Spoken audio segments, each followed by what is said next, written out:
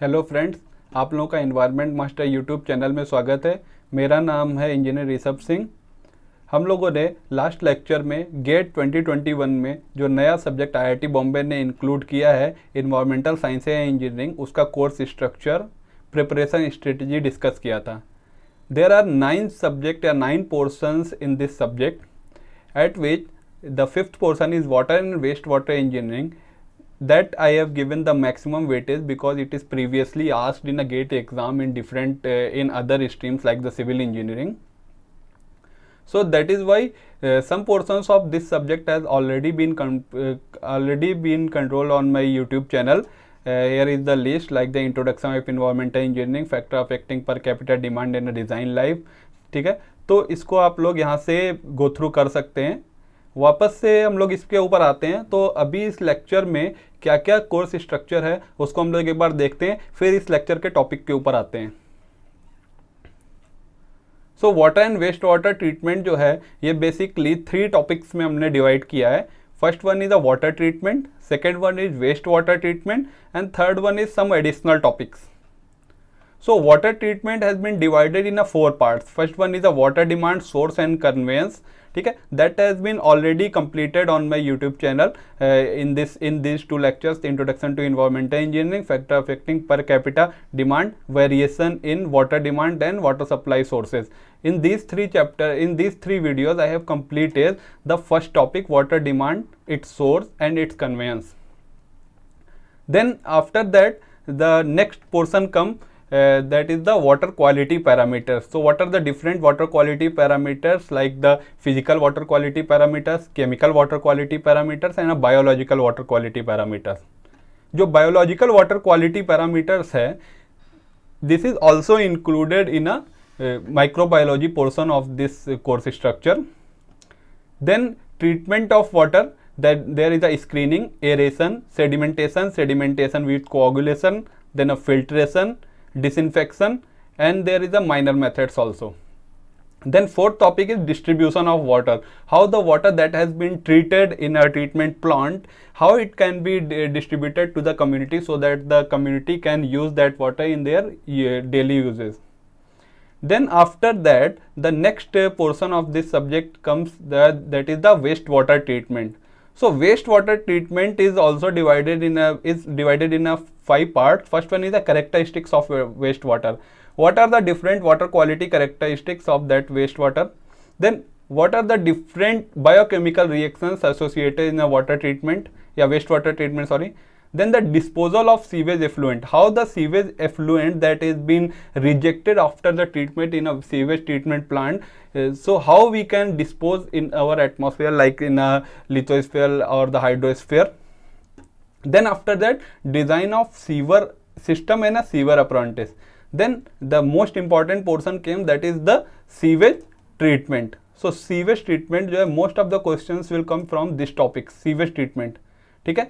Then after completing this portion, then the next topic is additional topics. So additional topics में eutrophication and a thermal and light stratification of lake, how the lake is divided in a different zone based on the thermal and a light intensity. And then some additional sources like the sources, characteristics and treatment of industrial effluent, how the industrial effluent came to the water or the discharge in a sewage treatment plant, or whether it is discharged in a sewage treatment plant or not, because if there will be a combined sewer, then the characteristics of both the waste should be same. Otherwise the industrial waste which has the higher quantity of pollutants may subside or may take off the sewage that has been coming from our houses. Then the concept of common effluent treatment plant, CETP, came. Then the objective was zero liquid discharge, then a effluent discharge standard. What are the different effluent discharge standards? So all these topics that will be covered in our lectures in a subsequent lecture. So at first come to this lecture. In this lecture we are going to cover the physical water quality parameters. So in a physical water quality parameter, we have also covered the 2 topics. First one is the suspended solids quality parameters of water. And physical water quality parameters, we have completed the suspended solids portion. and also the turbidity. What is the turbidity? What are the different methods of measuring the turbidity, like the turbidity rod, Jackson turbidity meter, Bayliss turbidity meter? So all these has been discussed in a turbidity very efficiently. You all can go through and enhance your concept using these two videos regarding the water quality parameters. So the third one is a color, then fourth is a taste and odor, then the temperature. So at first we are going to cover the color. So what is the color? The color in a wastewater is the source of color in a wastewater, the two portions. First one is a suspended matter, जो रहते हैं हमारे waste में, water में या waste water में जो भी सस्पेंडेड मैटर्स रहते हैं उनकी वजह से एक कलर होता है, एंड डिजॉल्व मैटर की वजह से एक कलर होता है. सो कंबाइंडली जो हमको कलर दिखता है किसी भी वाटर में, that is the combined effect of suspended matters as well as dissolved matter. So होता क्या है, there are 2-3 methods of removal of suspended matters from the water. First one is either the filtration will do, either हम लोग एक filtration करते हैं, filtration करने के बाद में एक कलर रिमूव हो जाता है, ठीक है, या सस्पेंडेड मैटर्स जब रिमूव हो जाते हैं तो उनसे एसोसिएटेड कलर भी रिमूव हो जाएगा. जब वो कलर रिमूव हो जाएगा उसके बाद जो कलर बचेगा इन अ वाटर और the waste water, that is the true colour. ठीक है. So here is the colour in a water due to suspended solids are removed using centrifugation. ठीक है. सो सेंट्रीफ्यूगेशन करके हम लोग वाटर से सस्पेंडेड सॉलिड्स को रिमूव करेंगे, उन सस्पेंडेड सॉलिड से एसोसिएटेड जो कलर होगा वो भी रिमूव हो जाएगा. सेंट्रीफ्यूगेशन कैसे करते हैं? सिंपल जो सेंट्रीफ्यूगल फोर्स है उसका मैकेनिज्म इसमें लगता है कि अगर हमारा सेंटर से कोई भी मास आ रहा है तो उसको रोटेट कराते हैं तो उसके ऊपर फोर्स mv²/r लगता है, तो जो उसका रिवोल्यूशन, नंबर ऑफ रिवोल्यूशन जो है नियरली 5000-6000 रिवोल्यूशंस पर मिनट आरपीएम की स्पीड से उसको रोटेट कराते हैं, तो जो फोर्स आउटर साइड में लगेगा उस different mass of suspended solids की वजह से वो उसको बाहर की तरफ रिमूव कर देगा. सो वो जो है सिंपल जो डिजॉल्व है उससे रिमूव हो जाएगा. ठीक है. So here is a colour remains in a water after centrifugation is called the true colour. Actually यही वजह है कि जो हमारा यूनिट होती है कलर की उसको हम लोग हेजन यूनिट या ट्रू कलर यूनिट बोलते हैं, क्योंकि जो मेजरमेंट करते हैं वो ट्रू कलर का करते हैं. ट्रू कलर यानी कि colour associated with the dissolved matters in a water. ठीक है. So what are the different objections due to coloured water? So coloured water is unsuitable for dyeing purpose. अगर हम लोगों को कहीं डाई वगैरह करना है किसी भी इंडस्ट्री में, then the colour water will not be use, because if there will be a additional pre colour in a water, then if we add some other colour, then it will take some other colour which is not required for the dyeing purpose of any cloth. ठीक है. Then second is the organic compound present in a water which causes or impart color in a water, increase the chlorine demand. Actually होता क्या है, जो हमारा organic matter present होता है water में वो भी कुछ कलर एसोसिएट करता है, तो जो वो कलर एसोसिएट करेगा, ठीक है, उसकी वजह से प्रॉब्लम ये है कि हम लोग कलर देख करके बता सकते हैं कि there is a organic matter और there is any substances in a water. ठीक है. वो है, तो अगर वो डिकम्पोज नहीं है, पार्शियली डिकम्पोज है या अनडिकम्पोज है, डिकम्पोजिशन उसका स्टार्ट नहीं हुआ है, जब हम उसको अपने एरेशन टैंक में या यूजफुल जहां पे भी लेकर के जाते हैं उस जगह पे अगर हम इसको लेकर के जाएंगे या क्लोरीनेशन करेंगे, तो we know that the chlorine is an oxidising agent.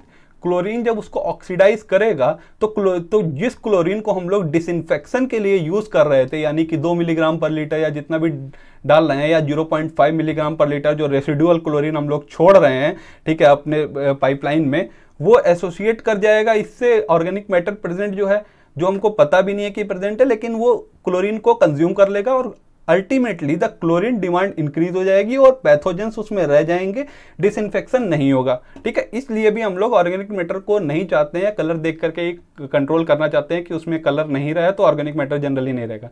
ठीक है. एक्चुअली में क्या होता है, कुछ organic matter like the phenolic compounds, जो फिनोलिक कंपाउंड्स अगर हैं प्रेजेंट और उस फिनोलिक कंपाउंड की वजह से, एक्चुअली फिनॉल का सोर्स क्या है हम लोगों का, बेसिकली बहुत सारे, अगर हम लोग वेस्ट वाटर की बात कर लेते हैं, सो वेस्ट वाटर में जो हमारा फिनोलिक कंपाउंड्स हैं वो हमको कहाँ से मिलेंगे? बेसिकली अगर हम लोग किसी रिफाइनरीज में रहते हैं, किसी रिफाइनरीज से अगर जो वेस्ट आ रहा है तो उससे हमको फिनोलिक कंपाउंड्स मिलते हैं. ठीक है, या अगर हमारा अगर कोल का हम लोग कोल को यूज़ करके उससे निकालते हैं तो वहाँ पे भी हमको वेस्ट ये फिनॉलिक कंपाउंड्स मिलते हैं। तो phenolic compound present in a water produces taste और odour after reacting with chlorine. जो फिनॉलिक कंपाउंड हैं ये क्लोरीन से रिएक्ट करके टेस्ट और कैरेक्टरिस्टिक ऑडर निकालते हैं या प्रोड्यूस करते हैं, और जो उसका जो बाई प्रोडक्ट होता है वो कार्सिनोजेनिक होता है। तो कार्सिनोजेनिक बाई प्रोडक्ट क्या है, इसका नाम है क्लोरोफिनॉल। क्लोरोफिनॉल। क्लोरोफिनॉल का स्ट्रक्चर कैसा होता है, नीडल लाइक स्ट्रक्चर, व्हाइट होता है, व्हाइट स्ट्रॉ कलर्ड क्रिस्टल की तरह होता है, नीडल्स जैसे निकले होते हैं और स्ट्रॉ कलर का क्रिस्टल होता है। ठीक है, इसमें कैरेक्टरिस्टिक्स फिनॉलिक स्मेल या ऑर्डर रहती है। ठीक है, इसका स्ट्रक्चर यह C6H5ClO या 4 क्लोरोफिनॉल इसको बोलते हैं। ये कार्सिनोजेनिक एजेंट है। Fourth one is coloured water in a natural sources, lake, pond interfere with the light penetration and affect the natural photosynthesis process of the water body. Suppose that कि एक हमारी कोई एक ये वाटर बॉडी है। Okay, इस water body में अगर यहाँ पे हम लोग देखते हैं कि मान लीजिए अगर ये सनलाइट यहाँ से पेनेट्रेट कर रही है इसमें, ठीक है, तो जब इसके सरफेस के ऊपर सनलाइट पेनेट्रेट करेगी इस जगह पर, ठीक है, तो वो जो पेनिट्रेशन ऑफ सनलाइट होगा वो हिंडर हो जाएगा due to the colour present in a water. अगर इसमें जो सनलाइट प्रेजेंट होगी इस सरफेस के ऊपर वो नीचे की तरफ नहीं पहुंच पाएगी।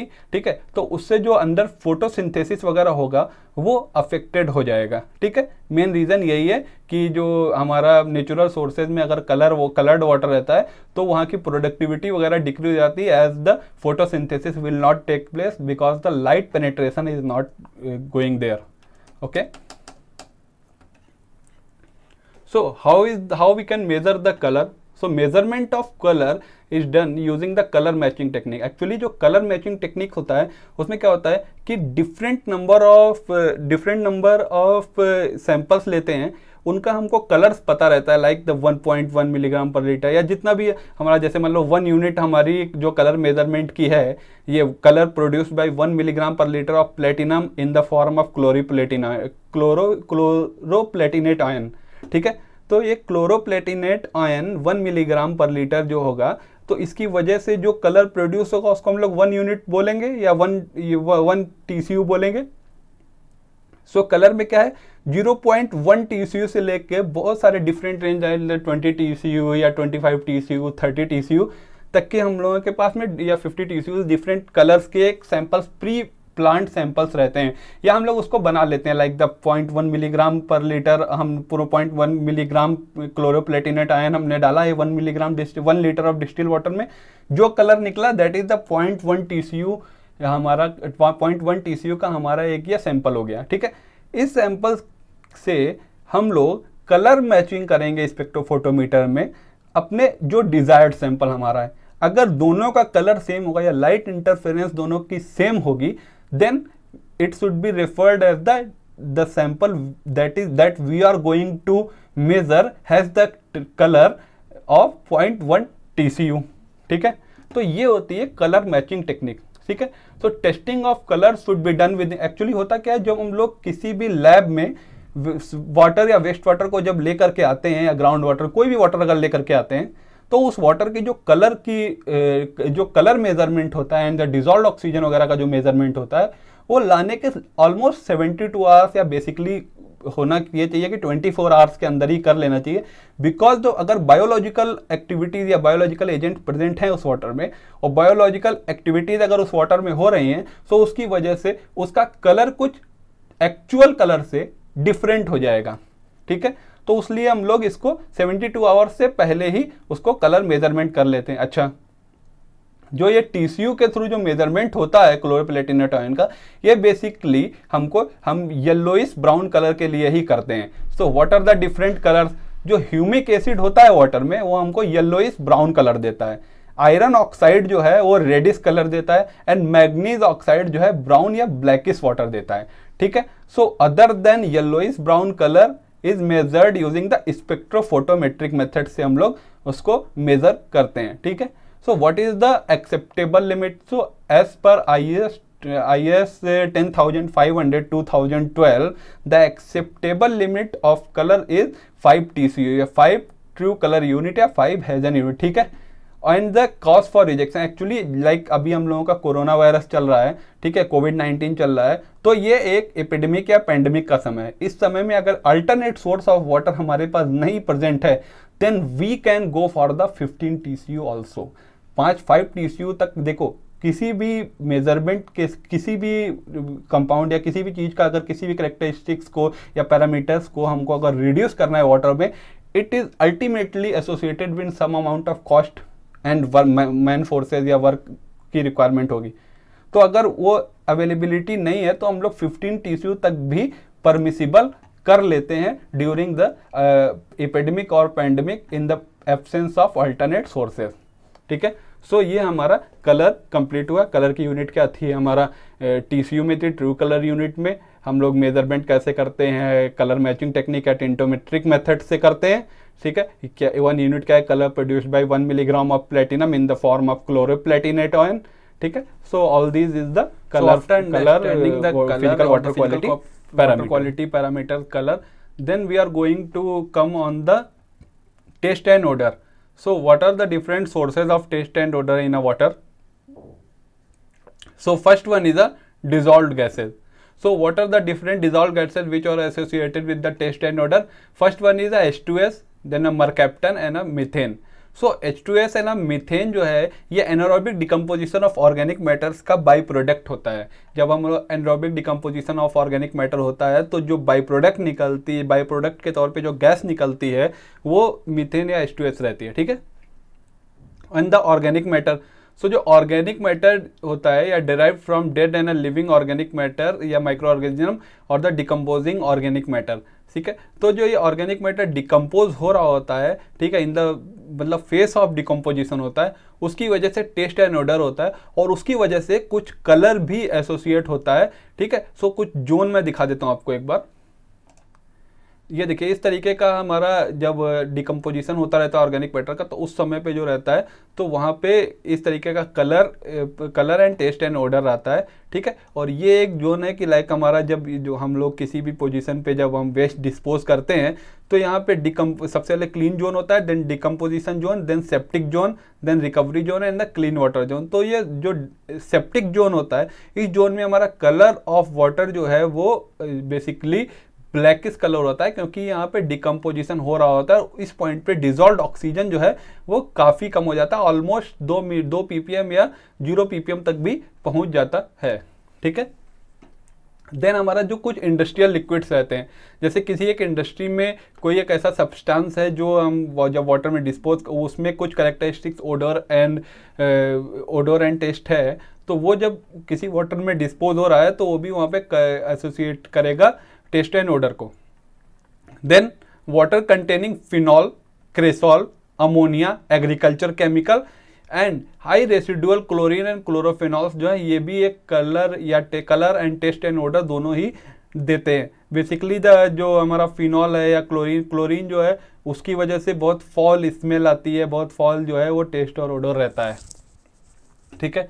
सो कुछ टेस्ट एंड ओडर का सिस्टम ये है कि जो सल्फर होता है वो रोटन एग लाइक स्मेल देता है या टेस्ट एंड ओडर देता है। एंड एल्गी जो है सीक्रेट्स ऑयली सब्सटेंस है दैट में result in a bad taste and odour, ठीक है। ऑब्जेक्शंस क्या है, taste and odour causing compounds में भी कार्सिनोजन हो सकते हैं लाइक द क्लोरोफिनॉल्स।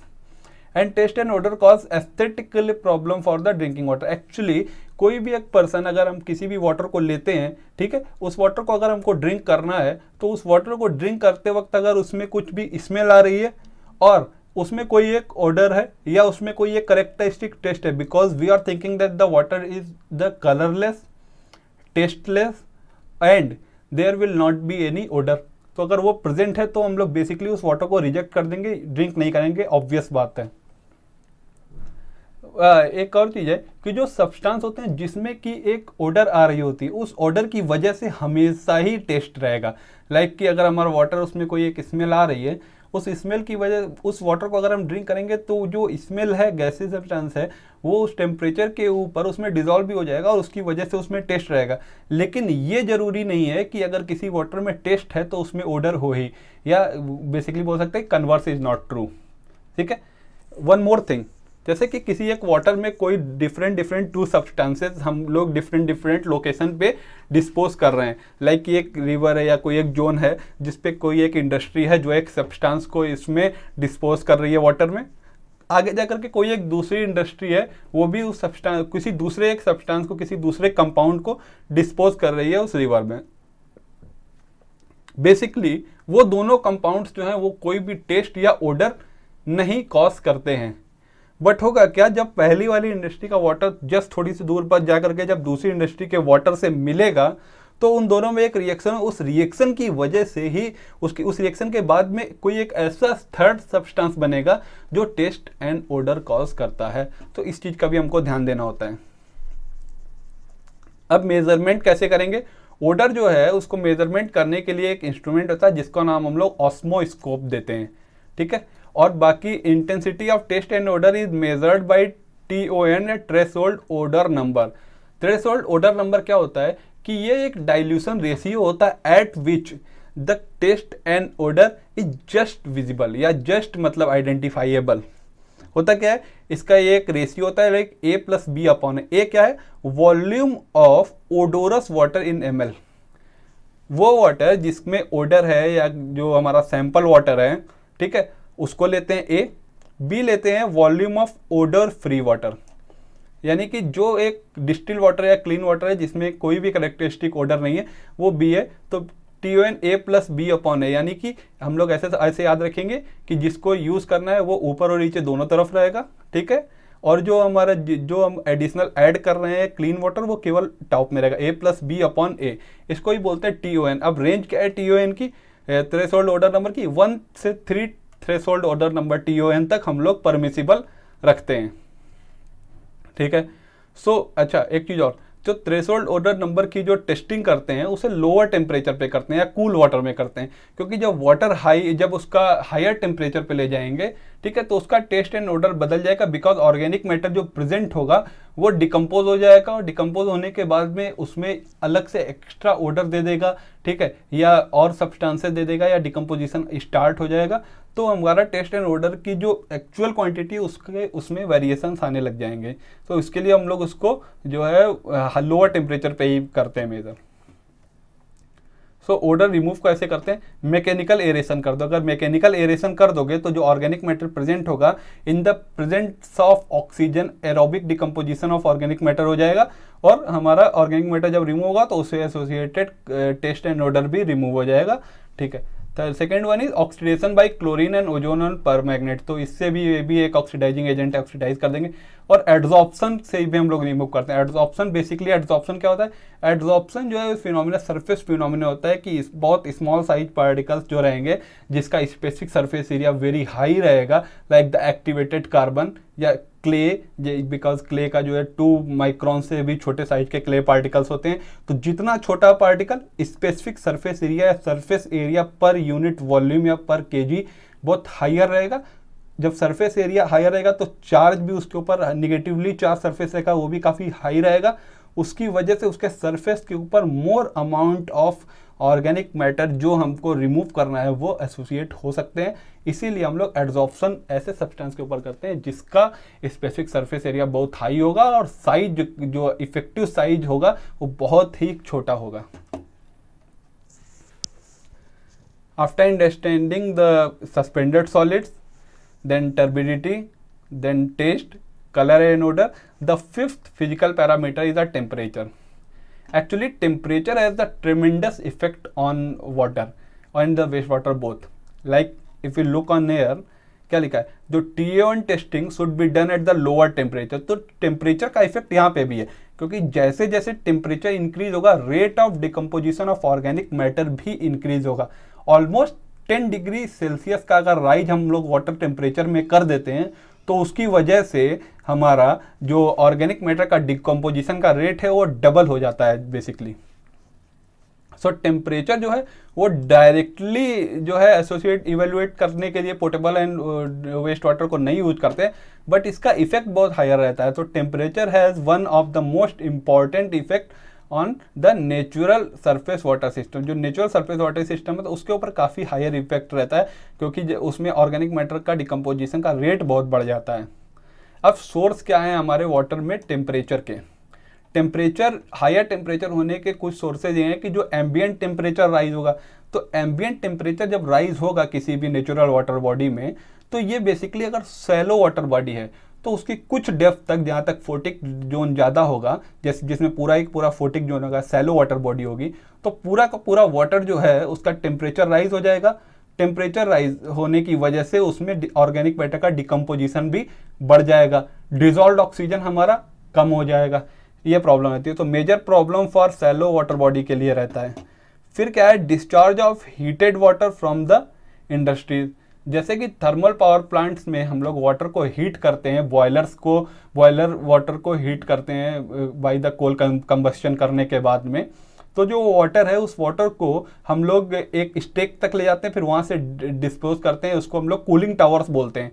सो सपोज करिए अगर उस कूलिंग टावर से जो वाटर आया उसका भी अगर टेम्परेचर हायर है, उस हायर टेम्परेचर ऑफ वाटर को अगर हम लोग वापस से उसी लेक में या उसी रिवर में या उससे एसोसिएटेड जो भी अगर कोई कैनाल है उसमें उसमें अगर डिस्पोज कर देते हैं, तो उसकी वजह से उस जोन का, जिस जोन में कर रहे हैं उससे और उससे आने वाले कुछ और आगे जोन तक वाटर का टेम्परेचर हायर रहेगा। हायर टेम्परेचर होगा तो क्या होगा कि वहाँ पे ऑर्गेनिक मैटर का डिकम्पोजिशन बहुत फास्ट रेट से होगा, डिजॉल्व ऑक्सीजन बहुत ज़्यादा कम हो जाएगी, और अगर dissolve oxygen 4 milligram per litre से भी कम हो गई तो उस पूरे के पूरे जोन में हमारा फिश वगैरह का फिश सारी की सारी मर जाएंगी।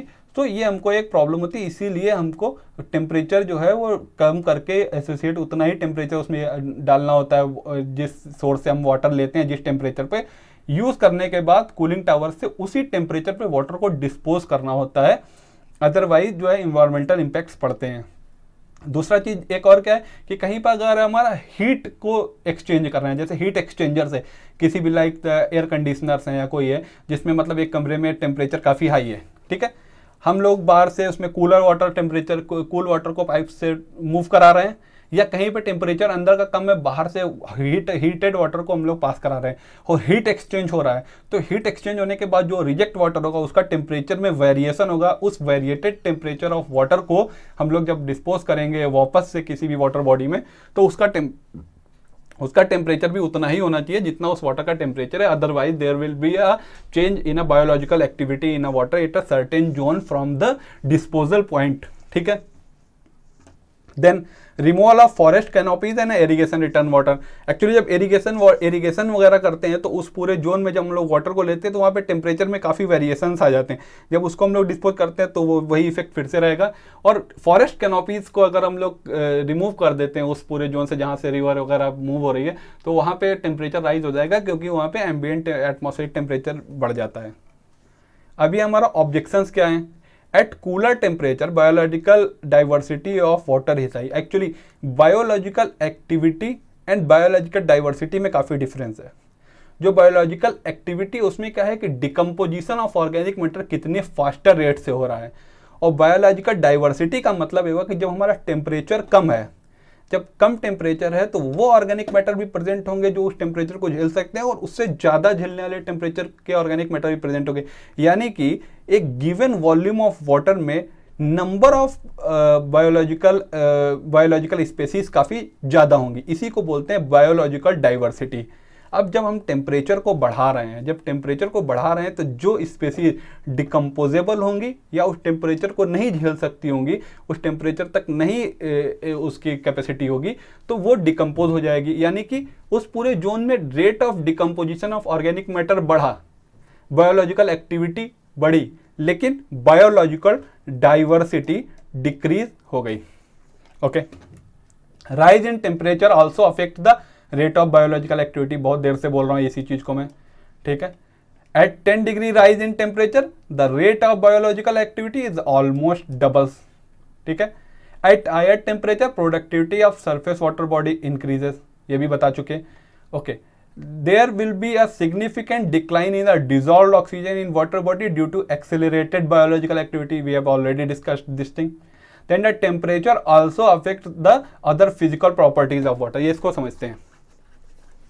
जब हमारा वाटर का टेम्परेचर डिक्रीज होगा तो विस्कोसिटी ऑफ वाटर इंक्रीज हो जाएगा, या इसको ये viscosity of water and temperature, इन दोनों का जो रिलेशन होता है वो इस तरह व्युत्क्रमानुपाती होता है, यानी कि वो अगर एक में इंक्रीज होगा तो दूसरे में डिक्रीज है, यानी कि अगर टेम्परेचर डिक्रीज हो रहा है तो विस्कोसिटी इंक्रीज होगी, ठीक है। एंड सेकेंड क्या है, जो मैक्सिमम डेंसिटी ऑफ वाटर जो होती है वो एट 4 डिग्री सेल्सियस होती है। जो वाटर का टेम्परेचर अगर 4 डिग्री सेल्सियस है तो उस पे जो उसकी डेंसिटी होगी वो मैक्सिमम होगी, डेंसिटी मैक्सिमम होगी 4 डिग्री सेल्सियस पे।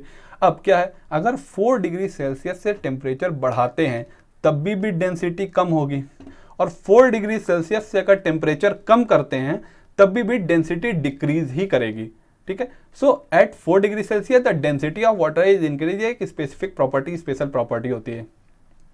सो both temperature and density has a very prominent effect on planktonic microorganism in a natural water system। Actually होता क्या, प्लैंकटॉन्स क्या होते हैं?